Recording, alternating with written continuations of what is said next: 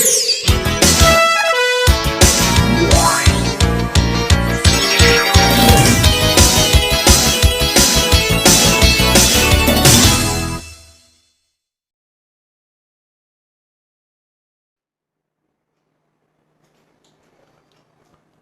Students, तो आज हम एनोमलीज प्रॉपर्टीज़ जो है ऑक्सीजन की, जो खुद मुखिया है ग्रुप का G16 का, उसकी प्रॉपर्टी अपने एलिमेंट से क्या क्या मतलब कि डिफरेंट होती है, ठीक है, उसके बारे में देखेंगे, जिसे एनोमलीज प्रॉपर्टी बोला जाता है। ग्रुप 15 में मैंने ये सभी चीज़ें समझाई हुई है। तो रीज़न मीन क्या होता है, what is the reason, what are the reason behind this anomalous properties of oxygen in compared to other elements of group 16, that is small size या small atomic size लिख सकते हो यहाँ पे, small atomic size first, and second is high effective nuclear charge, क्योंकि high effective nuclear charge तो लगेगा, high ionisation enthalpy होगी, सॉरी ये थर्ड नंबर, ये fourth, high electronegativity, then absence of d orbital, d orbital तो है नहीं, ठीक है। तो ये मेन रीजन है। अगर मेल्टिंग पॉइंट और बॉइलिंग पॉइंट की बात करूं, melting point of oxygen, melting point and boiling point लिख लेता हूँ यहाँ पे, melting point and boiling point of oxygen is lesser than sulphur. Why? Because of oxygen because of small size of oxygen, it forms p-pi bonding and exist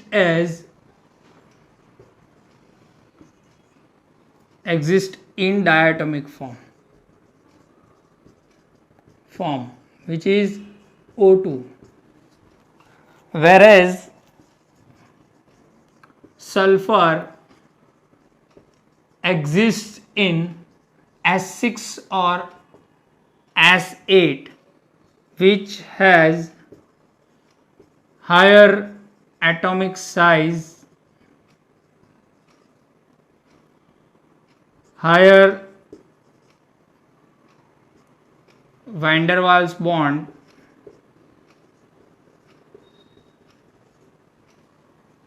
that's why melting point and boiling point of sulfur are higher than oxygen. Okay, clear? क्योंकि जितनी ज़्यादा size होगी उतना मास भी ज़्यादा होगा, इसलिए melting point और बॉइलिंग पॉइंट हाई होगा, ठीक है। ये सभी चीज़ें ग्रुप 15 में समझा चुका हूँ। अभी वैसे तो सिलेबस भी बहुत ज़्यादा कट हो गया है, लेकिन अब हम देखते हैं कि जितना भी हो सके उतना इंक्लूड करते जाएंगे, ठीक है। अगर हाइड्राइड्स की बात करूँ, reaction with hydrides,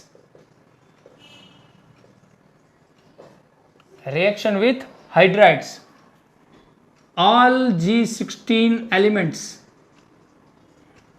form EH2 types of hydride, like H2O, H2S, H2SC, H2TE and H2PO। But हम यहाँ पे H2PO की बात नहीं करेंगे, because it is a radio active element which is metal like. तो यहाँ पे हम क्या करेंगे, इसकी बात नहीं करेंगे, ठीक है, H2PO की बात नहीं करेंगे, इनकी बात करेंगे। क्लियर, समझ में आया। अगर मेल्टिंग पॉइंट और बॉइलिंग पॉइंट की मैं बात करूँ, मेल्टिंग पॉइंट का ग्राफ यहाँ पे आप देखोगे, यहाँ पे एलिमेंट ले लेते हैं हम, चलो एलिमेंट, और यहाँ पे मेल्टिंग पॉइंट और बॉइलिंग पॉइंट। एक काम करो, यहाँ पे हम मेल्टिंग पॉइंट ले लेते हैं और यहाँ पे हम एलिमेंट्स ले लेंगे, एलिमेंट्स ऑफ G16 ग्रुप 16। तो ग्राफ कुछ ऐसा मिलेगा आपको, यहाँ पे एक पॉइंट, यहाँ पे एक पॉइंट, यहाँ पे एक पॉइंट और यहाँ पे एक पॉइंट। यहाँ पे H2S मिलेगा, यहाँ पे H2SC मिलेगा, H2O मिलेगा यहाँ पे H2S, H2SC और H2TE। ठीक है, ऐसा कुछ आपको मेल्टिंग पॉइंट और बॉइलिंग पॉइंट दोनों का ग्राफ सेम ही मिलेगा आपको। तो क्या होगा, ऑर्डर इज H2O की सबसे ज़्यादा होगी, देन H2TE टेलुरियम का, उसके बाद होगा H2 सेलेनियम और देन H2S। H2O का जो है वो ज़्यादा होगा मेल्टिंग पॉइंट। यहाँ पे मैंने देखो क्या लिखा था, ऑक्सीजन का कम है मेल्टिंग पॉइंट, लेकिन हाइड्राइड्स का यहाँ पे चेंज हो जाता है, क्यों? तो उसका आंसर मैं यहाँ पे लिख रहा हूँ, reason for the higher melting point and boiling point of H2O is because of smaller size in H2O, the formation of intermolecular H bonding which is strong. That's why the melting point and boiling point of H2O is higher in compared to other G16 elements.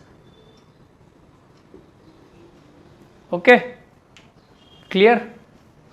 क्योंकि ये जो है वो intermolecular H bonding बनाता है, और H bonding जो है it is strong der Waals force बोल सकते हैं इसको, स्ट्रॉन्ग बॉन्ड होता है वैंडरवाल्स, इसीलिए जो है इसका मेल्टिंग पॉइंट और बॉइलिंग पॉइंट क्या होता है, ज़्यादा होता है सभी एलिमेंट के हाइड्राइड्स से। क्लियर? ओके, चलो एक दूसरी प्रॉपर्टी देख लेते हैं। यहाँ पे ये मैं निकाल लेता हूँ, एक बार स्क्रीनशॉट ले लेना। यहाँ पे मैं, हाँ चलो यहाँ से निकाल लेता हूँ। अब यहाँ पे फर्स्ट प्रॉपर्टी जो है which is of bond dissociation enthalpy. Bond को ब्रेक करने के लिए, इसके बॉन्ड को, हाइड्राइड्स के बॉन्ड को ब्रेक करने के लिए कितनी एनर्जी चाहिए, उसे बोलते हैं बॉन्ड डिसोसिएशन एंथैल्पी।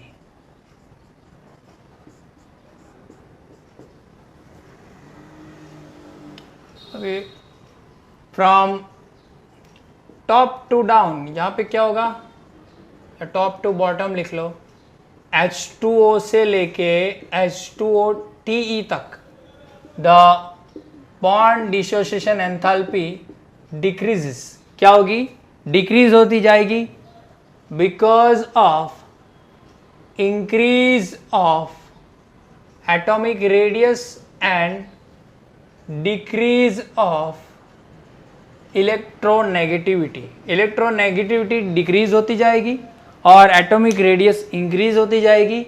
इससे क्या होगा, ये जो बॉन्ड डिसोसिएशन एंथैल्पी है वो क्या होगी, डिक्रीज होगी, क्योंकि is a one type of, जितना बॉन्ड स्ट्रांग होगा हाइड्राइड्स का, ठीक है, उसके बीच जितना बॉन्ड स्ट्रांग होगा उतना ही क्या होगा, उतनी ज़्यादा एनर्जी चाहिए हमको बॉन्ड डिसोशिएट करने के लिए, इसीलिए। और ये क्या होगा, ये इसके ज़्यादा होगी, लेकिन क्योंकि इसका क्या है, इंटरमोलिकुलर एच बॉन्डिंग है ना, तो ऐसा कुछ होगा, ऐसी कुछ ऑर्डर होगी बॉन्ड डिसोसिएशन एंथैल्पी की। ठीक है, क्लियर? फिर थर्मल स्टेबिलिटी की मैं बात करूं, थर्मल स्टेबिलिटी, तो थर्मल स्टेबिलिटी भी यही जो ऑर्डर है वो होगा फ्रॉम टॉप टू बॉटम, या फिर H2O से H2TE तक द थर्मल स्टेबिलिटी क्या होगी, डिक्रीज होगी। क्या होगी, डिक्रीज होगी। ठीक है, अब ये निकाल रहा हूं मैं, थर्मल स्टेबिलिटी क्या होगी, डिक्रीज होती जाएगी। सीधी सी बात है, यही फैक्टर होंगे because of increase of atomic radius. क्या होगा, इंक्रीज होगा and decrease of electronegativity. Bond क्या होता जाएगा, वीक होता जाएगा। ठीक है, तो थर्मल स्टेबिलिटी भी क्या होगी, डिक्रीज होती जाएगी। रिड्यूसिंग कैरेक्टर की मैं बात करूं, reducing character, what is reducing character, it is a type of reducing as a मतलब कि रिएक्ट करेगा एज अ रिड्यूसिंग एजेंट। ठीक है, रिड्यूसिंग एजेंट किसे बोला जाएगा, जो दूसरे को रिड्यूस करेगा और खुद ऑक्सीडाइज हो जाएगा। ठीक है ना, जो दूसरे को रिड्यूस करेगा और खुद ऑक्सीडाइज हो जाएगा। अब रिड्यूस कैसे करेगा, उसका जो ऑक्सीडेशन स्टेज होगा वो डिक्रीज करके, अगर उसका +1 होगा तो 0 करके, या -1 करके, या -2 करके। ठीक है, +2 होगा तो -1 करके, 1 करके, कुछ भी करके, मतलब कि उसका ऑक्सीडेशन स्टेट डिक्रीज कर देगा, तो वो रिड्यूसिंग एजेंट बोला जाएगा। या फिर उसको उसे क्या करेगा, उसे ऑक्सीजन या हाइड्रोजन डोनेट करेगा। ठीक है, क्या करेगा, हाइड्रोजन डोनेट करेगा। ठीक है, हाइड्रोजन डोनेट करना ही वन टाइप ऑफ रिडक्शन होता है ना, तो वो रिड्यूसिंग एजेंट ही बोला जाएगा। तो यहाँ पे क्या होगा, the reducing character which is, मैं यहाँ पे RC लिख रहा हूं, increases because of decrease of thermal stability. ये स्टेबिलिटी जैसे ही डिक्रीज होगी ये ज़्यादा बढ़ जाएगी, मतलब कि H2O अपना हाइड्रोजन जो है वो नहीं देगा। ठीक है, उसके बाद सल्फर, उसके बाद सेलेनियम और ये टेलुरियम। ठीक है, और ये जो है वो तो आपको मालूम है, ये इजीली जो है वो हाइड्रोजन दे देगा। ओके, क्लियर, समझ में आया इतना, नोट करो। अगर यहाँ पे मैं स्ट्रक्चर की बात करूँ तो यू ऑल नो स्ट्रक्चर जो है वो बैंड शेप होता है, चीज़ V शेप भी बोलते हैं इसको। यहाँ पे ऑक्सीजन की 2 लोन पेयर होती है। The hybridisation is which is sp3 hybridisation. Okay, जो हाइब्रिडाइजेशन होता है वो क्या होता है, sp3 हाइब्रिडाइजेशन होता है। और शेप जो होता है वो V शेप बोल दो, या फिर बैंड शेप और बैंड शेप। और ये जो एंगल है वो 105.4 डिग्री 104.5 डिग्री का होता है। ठीक है, ये 104.5 डिग्री का होता है। होना कितना चाहिए, होना 109 समथिंग होना चाहिए 5 डिग्री का sp3 हाइब्रिडाइजेशन में, जैसे हमको मीथेन में मिलता है CH3 के CH4 के केस में। लेकिन यहाँ पे क्या हो रहा है, चेंज हो रहा है। ठीक है, because of this loan pair and bond pair repulsion. यहाँ पे loan pair bond pair repulsion होता है ना, इसीलिए जैसे जैसे आप ऊपर मतलब कि टॉप से बॉटम जाओगे, यहाँ पे H2O है, उसके बाद H2S है, देन H2SC, देन H2TE। तो इसका जो बॉन्ड एंगल है वो हमने देखा 104.5 डिग्री। जैसे जैसे आप नीचे जाओगे तो क्या होगा, बॉन्ड जो एंगल है वो चेंज होता जाएगा, स्लाइटली डिक्रीज होता जाएगा। ठीक है, सॉरी यहाँ पे 91 समथिंग होगा और 90। ठीक है, ऐसा कुछ होता है। ठीक है, या फिर थोड़ा सा चेंज हो सकता है, लेकिन नियरली यही होगा। ठीक है, डिग्री बॉन्ड एंगल।